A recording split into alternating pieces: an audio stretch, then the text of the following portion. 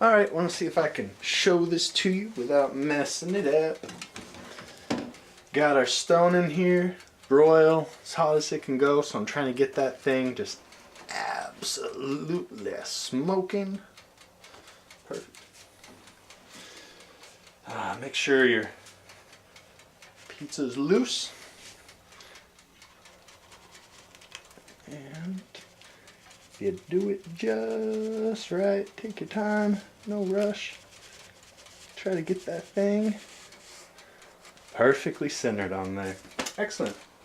That worked a lot better than I was expecting. Perfect. Alright, throw it in there. Just the time. Ooh, let's put it on bake for a little bit. Try to get the whole thing going. And then we'll take it out in a little bit. Well, just finished up, so let's take it out. Look at it and see if we can make a little Neapolitan on the cheap style.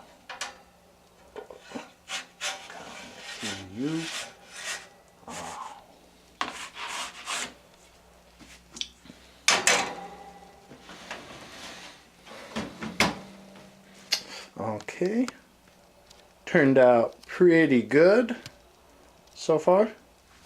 Check out the crust underneath it. Yeah, crust turned out nice and crunchy. As you can hear it, easily breaking apart.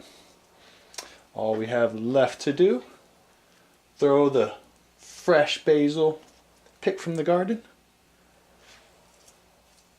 And that's how you make an at-home beautiful Neapolitan pizza, where this whole thing is costing me less than $2, probably about $1.50, but delicious. Fresh ingredients is always key. And yeah, guys, there's no reason why you can't enjoy beautiful Italian pizza at home for next to nothing. And that's what she looks like. Yeah, yeah.